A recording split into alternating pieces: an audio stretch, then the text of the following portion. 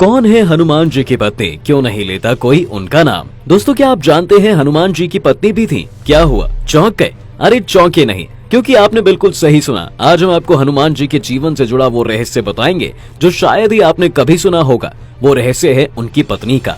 अब आप सोच रहे होंगे कि बजरंगबली ने तो हमेशा ब्रह्मचर्य का पालन किया, फिर उनकी शादी कब हुई, और अगर शादी हुई तो उनकी पत्नी कौन है। दरअसल सभी देवताओं ने मिलकर ये तय किया कि पवन पुत्र हनुमान को शिक्षा सूर्य देव द्वारा दी जाएगी।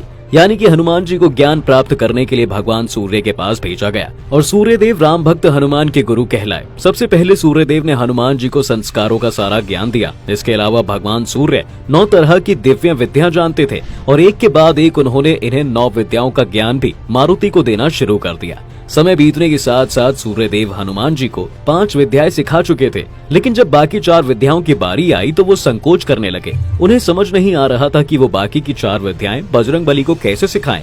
दरअसल उन 4 विद्याओं के लिए हनुमान जी का शादीशुदा होना जरूरी था, लेकिन हनुमान जी तो ब्रह्मचारी थे। उन्होंने ब्रह्मचर्य का पालन करने का संकल्प लिया था। ऐसे में उनका शादीशुदा होना संभव ही नहीं था। अब समस्या ये थी कि बिना शादी के हनुमान जी को ये विद्याएं कैसे सिखाई जाएं, क्योंकि सूर्य देव को वो ज्ञान सिर्फ उन्हीं लोगों को मिलता था जो शादीशुदा हो। इसलिए भगवान सूर्य से वो 4 ज्ञान प्राप्त करने के लिए हनुमान जी सक्षम नहीं थे, पर उनकी विद्या पूरी होना भी जरूरी था। ऐसे में सूर्य देव ने एक तरकीब लगाई और हनुमान जी से कहा, पुत्र हनुमान, आगे की 4 विद्याओं के लिए तुम्हारा विवाहित होना जरूरी है। इसलिए अपने तेज से मैं एक कन्या प्रकट करूंगा और तुम्हें उससे विवाह करना होगा। तुम्हें चिंता करने की जरूरत नहीं है, क्योंकि वो कन्या सिर्फ तुम्हारी ज्ञान प्राप्ति में सहायता करेगी। इसके बाद वो वापस से मेरे अंदर समा जाएगी। अपने गुरु की आज्ञा मानकर हनुमान जी तैयार हो गए और सूर्य देव की तेज से जन्मी कन्या से विवाह करके अपना ज्ञान प्राप्त किया।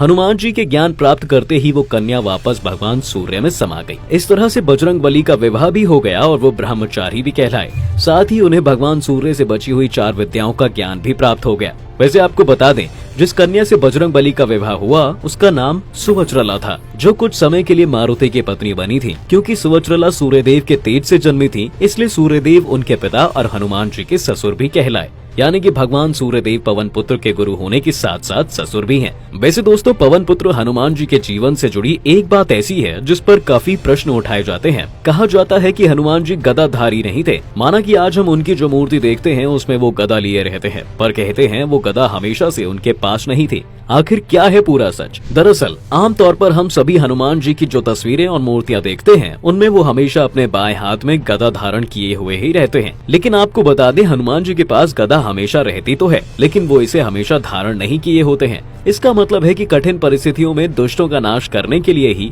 वो बस इसका इस्तेमाल करते थे। वैसे बता दें, गदा के अलावा ऐसे कई शस्त्र थे जो उनकी शक्तियों को दोगुना कर देते थे, जिसमें खड्ग, त्रिशूल, अंकुश, स्तंभ, मुष्टि, खटवांग, पाश, पर्वत और वृक्ष आदि शामिल हैं। ये सभी अस्त्र उन्हें अलग अलग देवताओं से प्राप्त हुए थे।